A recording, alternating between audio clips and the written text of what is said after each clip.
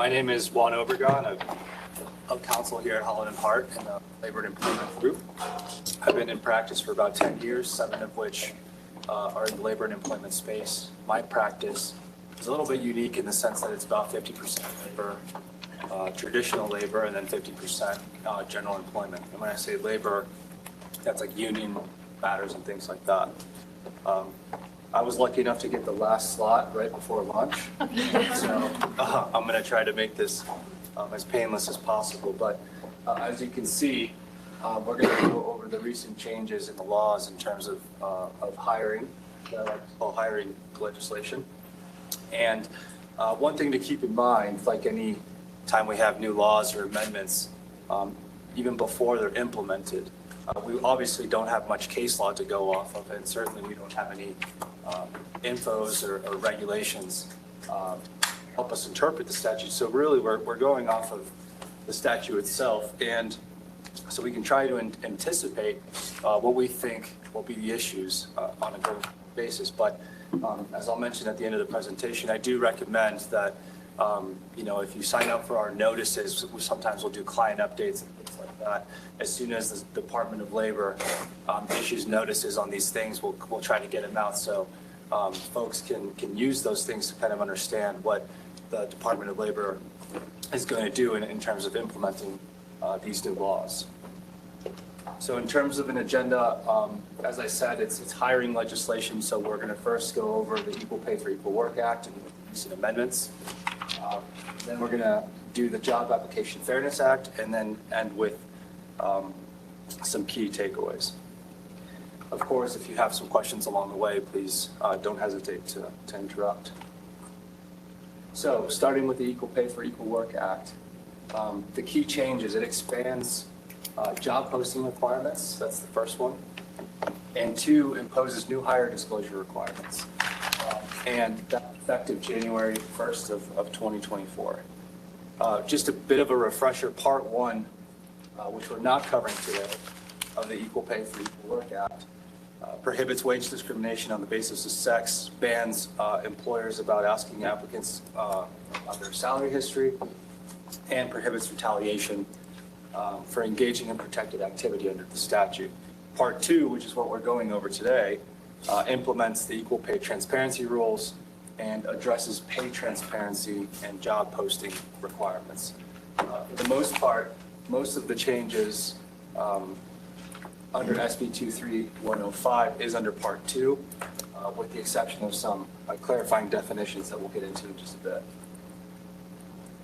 So starting with job posting requirements and the expansion, internal posting requirements apply to any job opportunity with certain exceptions rather than promotional opportunities, which is what the old standard was, and must include compensation benefits and when the application window is anticipated to close.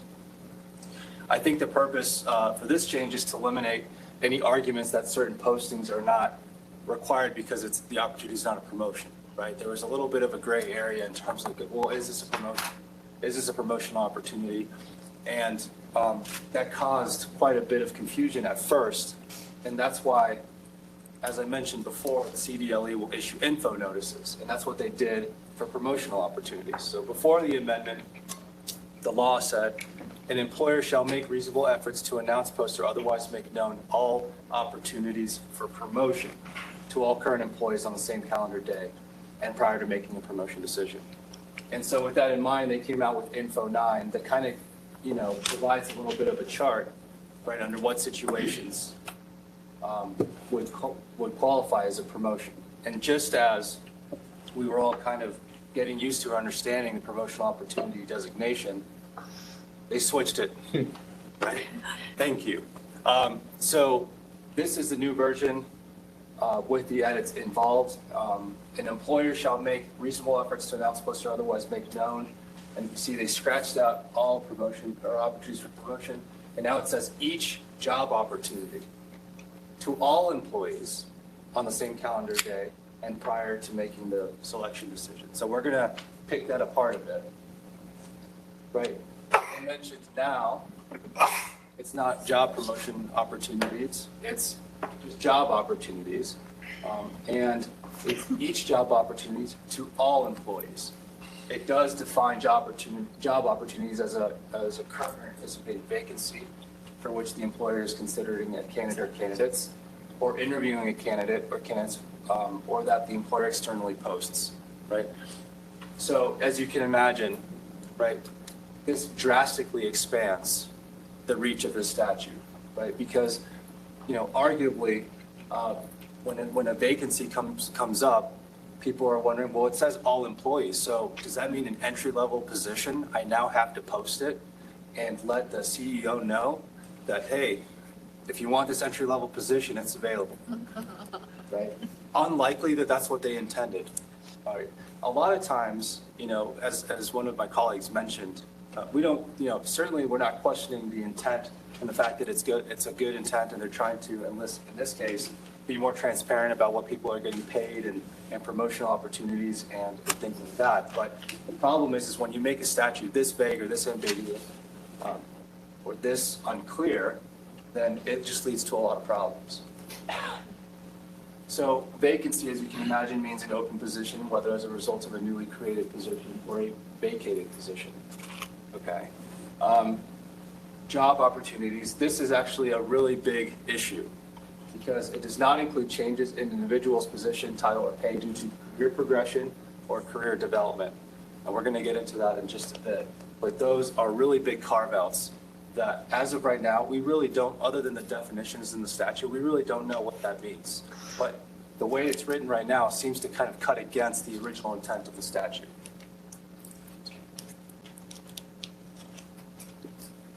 So here are the definitions for career development and career progression. And again, these do not count as job opportunities that require a post. Okay? The intent here of amending the statute to define career development and career progression, which in turn are excluded from job opportunities, is to provide some potential relief to employers for feeling the need to post like traditional inline promotional opportunities and material changes to job responsibilities. Okay. The issue, though, right, is that it creates a carve-out so the employers aren't obligated necessarily to post, for example, well, let me go back. Before, anytime there was a promotional opportunity, such as a title change and a pay increase, that would require a posting, right? But if you look at career development, right, it says a change to an employee's compensation, benefits, right, duties, or update to the employee's job title. Right? That effectively kind of does away, it creates a huge exemption, right, for what the traditional designation was of a promotional opportunity. And unfortunately, we really don't know how far, how this is going to be interpreted. Okay? Yeah, question. Do postings on a company external website satisfy the requirement? I believe so. Yeah, I think you have to make a reasonable effort. It is a little bit of a gray area. That's a really good question. It's a little bit of a gray area depending on your industry, right? If it's commonplace to post policies and certain things like that, then certainly that would satisfy it. But if you are a paper-driven company, then I would say that it wouldn't. So it's kind of circumstantial. Career progression is a regular or automatic movement from one position to another based on time in a specific role or other objective metrics. And I think the key here is objective metrics because at least as I think of it, this would be like, somebody passes a CPA exam or something like that. It becomes, accounting 1 to an accountant number 2, or they pass the PE exam and they go from engineering 1 to engineering 2. Those are just progressions, right? It's not necessarily a vacancy that you're filling. That's what that's what that's about. But I think the second that you make it more subjective, in other words, you get a certification or you pass the test, but also other considerations go into it that are subjective, then arguably that would be something that you would have to post.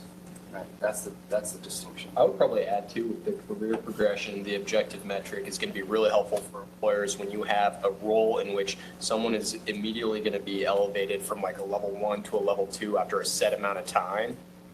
That created a lot of headache previously where no matter what sort of elevation or leveling up the employees are doing, everybody's like, great, well, we got to do a job posting.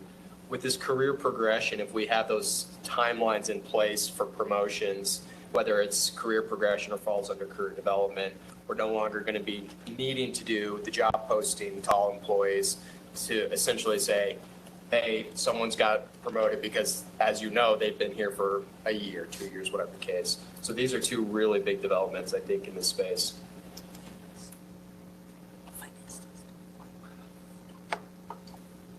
There is one narrow exception in the amendments now. It's employees physically located outside of Colorado with fewer than 15 employees in Colorado who all work remotely only need to post remote job opportunities. Again, this is super narrow, but it is available, and it is available until July 1st of 2029. What happens after July 1st? That's what I was wondering. The way we're going right now, I don't know if we're going to pass that day. So,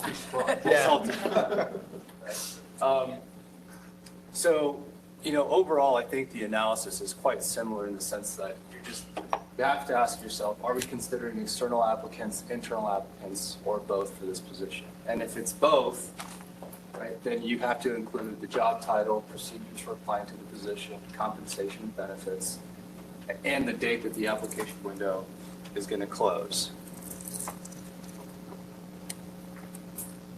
So now that we've complied with the job posting requirements, this is the new obligation under the amendment, and that is the disclosure requirements once you've hired a candidate. Okay, so effective January 1st of 2024, employers are required to make reasonable efforts to announce, post, or otherwise make known the identity of the selected candidate for each job opportunity 30 days after the selected candidate's start date in that role. I think that might get a little bit tricky because I know I have some clients, depending on the industry, that'll do like a 90-day probation. Right? And so, I'm not really sure. I suspect that it would likely trigger that 30 days after they've run their 90-day probationary period, but it's not entirely clear whether that would be proper or not. And is that for the whole company or the group they work in, or? Right, well, that's the thing. That's part of the problem, is that it's company-wide, effectively. I mean, that's the way people are interpreting it. It's as written. It is so expansive that conceivably you would have to just post it to everyone, right? Doesn't matter whether it's a promotion or not. In terms of, I'm sorry, are we talking about the posting itself or the disclosure? The disclosure. Okay, no, the disclosure, that's different. At a minimum, you have to give disclosure to the people they're going to be working with. Okay, so meetings. Okay, so yeah, that's this slide right here. So the employees with whom selected candidate is intended to work and must include the name of the selected candidate. Okay? If they're an internal hire, their former job title, their new job title, and then how employees may demonstrate interest in a similar job opportunity in the future, or who to contact about that job opportunity. So at least in my experience, the first three, we do this anyways. I mean, if you hire somebody new, you're going to let the people know they're going to be working with that, hey, we just hired somebody, this is who it is, this is going to be their role. I think that's kind of natural. And number 4, I think that is certainly that's an additional requirement, but, taking my lawyer hat off and, making more of from a practical perspective, that might just make, good business sense, because I think if people have an understanding of what type of opportunities are available in a company, that they have the capacity to grow or to lateral or do other things, then they're more likely, in my opinion, maybe to invest more in the company, stay with the company, right? And have a longer tenure. Doesn't the job post do that? What's that? Doesn't the original job post do that? Tells them or how to approach a job, and you have to redo it and get the hire? That, I'm not sure. I think this is just for the disclosure afterwards. I know, but do you Yeah. thing? Well, what you're saying is like, we're essentially providing this information in job application, right? Like if you're interested in this sort of role, how you demonstrate interest is you apply to that job application. So this is taking it a step further though. Again, I do think a job application essentially says, if you're interested, this is how you do it. You apply to me or you call this person. But now with this notice provision, I mean, this could be as simple as just at the you hire someone and you do a group email to the group saying, hey, we hired this person, you include all that information, and then a disclaimer at the bottom saying, any employee who's interested in this sort of role, please contact the manager. The problem we have though is probably 75% of people we have are not on our email. So we have to go out and I guess put it on their paycheck. How do we? That's a good question. So if you're kind of on a less digital employment environment, well, yeah, I mean, I would probably do you guys probably have a break room of sorts, right? I would probably put up a poster and saying, here's, because you have to do the job posting, right? And then part of the job posting, I would include that. And as far as making it included in the notice. We do have like floor meetings and things like that. Yeah. We do. Yeah, and I think that's probably the. I don't think this has to be written. No, I don't think so. That's a question? If you have internal candidates, do you have to post externally? Not if you're not considering external candidates. So for internal candidates, go back here.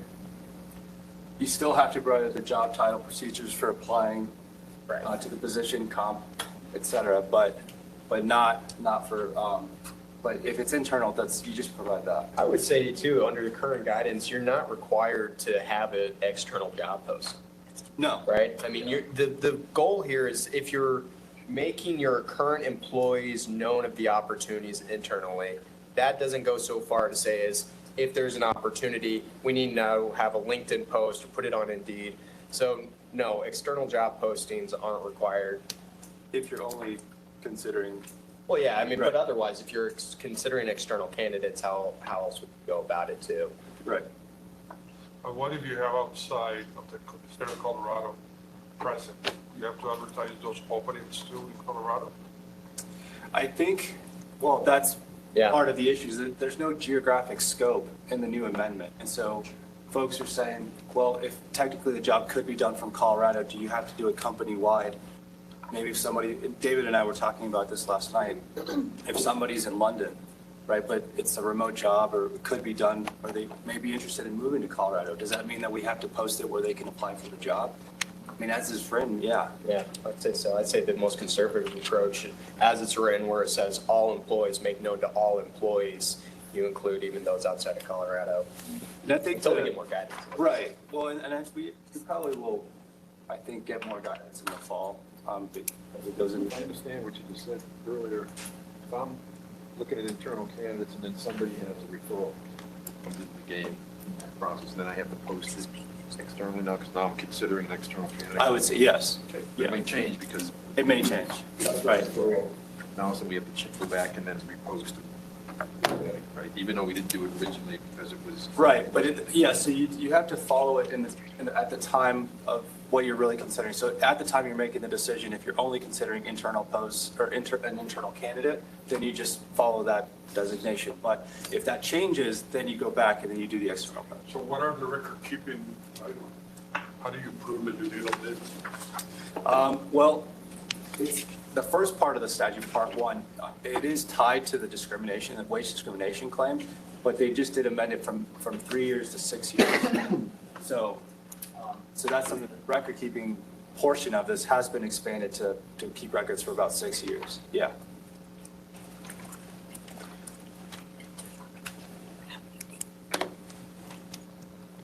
Okay, so this one's a brand-new statute, the Job Application Fairness Act. It's fairly straightforward. On June 2nd, the Colorado legislature passed the Job Application Fairness Act and joined Connecticut, Minnesota, Pennsylvania, and California in prohibiting employers from requesting age-related information during the hiring process.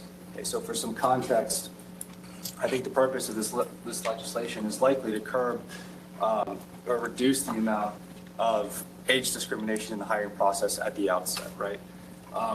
There's been some studies where folks run the data and, when age is asked at the application stage without any sort of face-to-face interview, just at the outset, at the screening process, age discrimination, I think, increases by 20% or something like that. And so the idea here is to try and curb age discrimination in job applications from the beginning.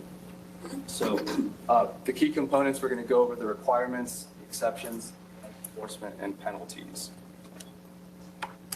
As I mentioned, it's fairly straightforward. On or after July 1st, all employers, an employer shall not request the required individual to disclose the age, date of birth.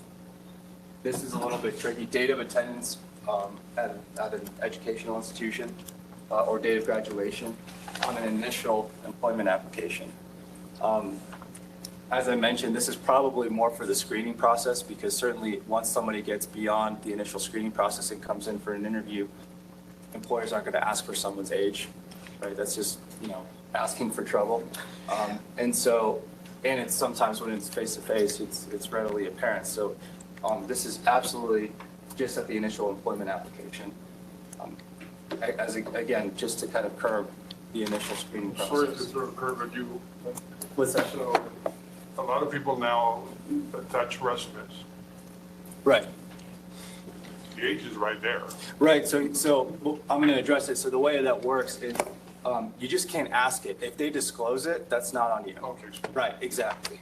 And that's a really good question because this doesn't prevent you from asking for copies of certifications, transcripts, or any other materials that you may want to consider for a job applicant. Right? But you do have to notify them that they have the right to redact, right? When they graduated, their date of birth, age.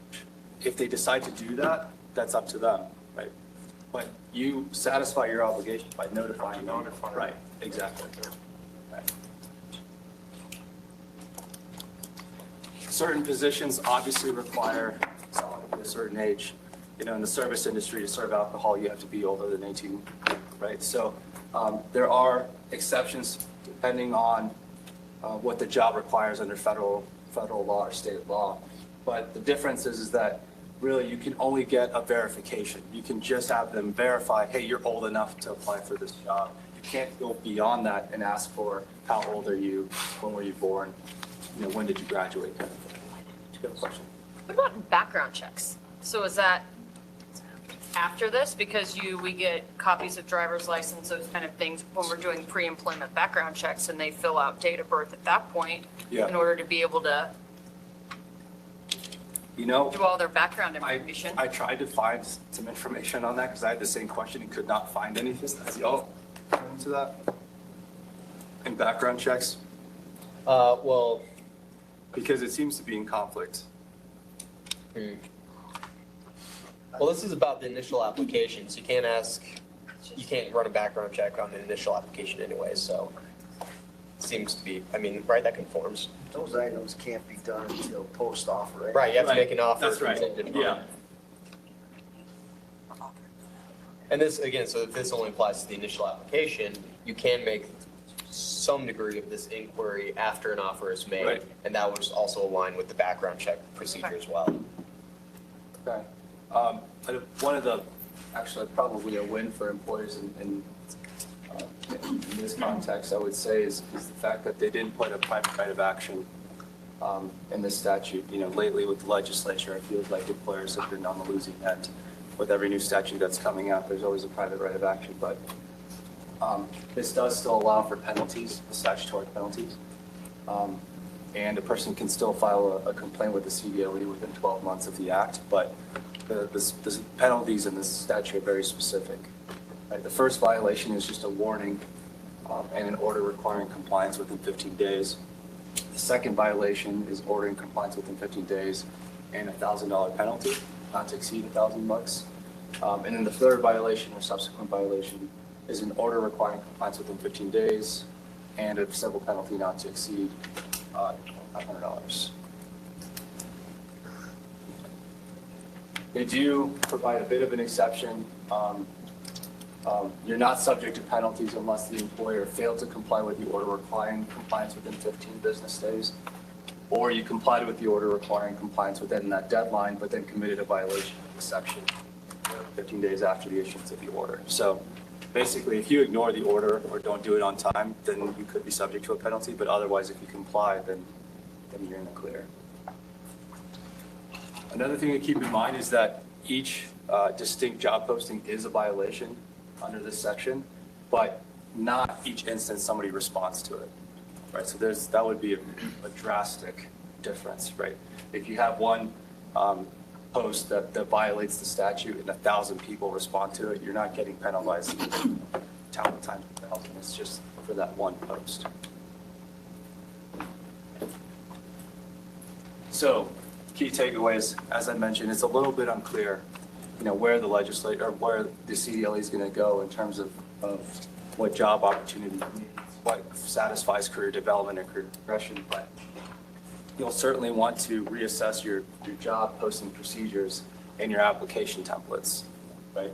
That's a fairly straightforward fix. Identify jobs with career progression that may require standing disclosures, and consider the process for announcing new hires to the team and with whom you will be working with. So these are the main things. Yes? Just on the job postings, to post them internally, is there anything in this law that says you have to post them for like 7 days, 3 days? You have to post it before you make the decision, and then you have to include the date that it closes. But it could, So you're asking how long do we need to keep the posting live? Yeah, there's no guidance right now, at least in the statute itself, as to what is a reasonable amount of time to put employees on notice. And this was the same thing last year, right? We had issues with, do we have to do 7 days? Do we have to do 3 days?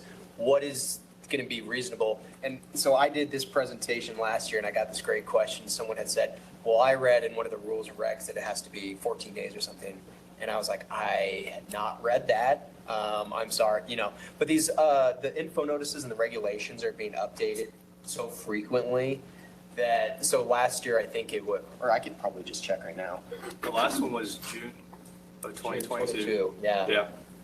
So I suspect that they're going to come out with one in the fall before it actually goes into place. Best case scenario, or most conservative approach is to know, if you know you're hiring, right, and you need to make a job posting, don't try to fly under the radar and say, well, we posted it the morning of and made the decision at 3, right? not reasonable. Give yourself as much time as you can. And again, that's hard, right? Because the hiring is so fluid, things change. But as long as you're making the best effort you can to get that posting out, I think you'll be okay. And then we'll do an update when all of us have more information on this. Everything remains to be seen. Everything comes with a caveat. So we have a operating entity, Snow Tubing Hill. And we just have 2 classes of people, a manager and everybody else.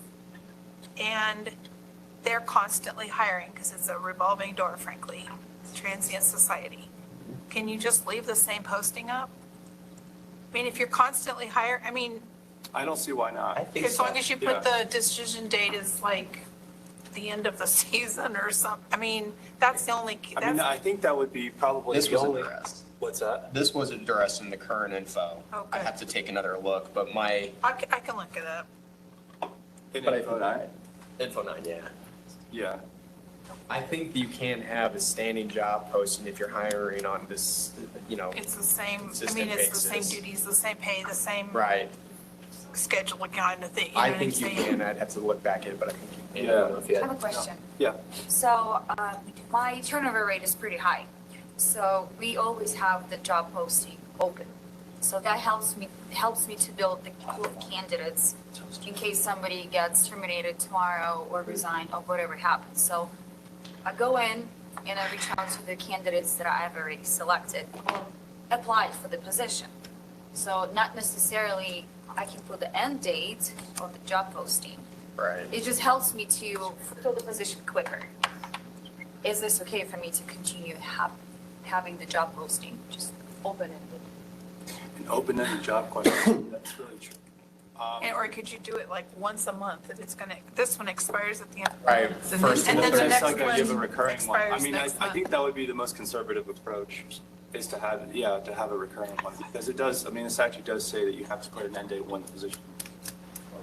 Can you put one field? What's that? The position is filled? Yeah, It's right. expired?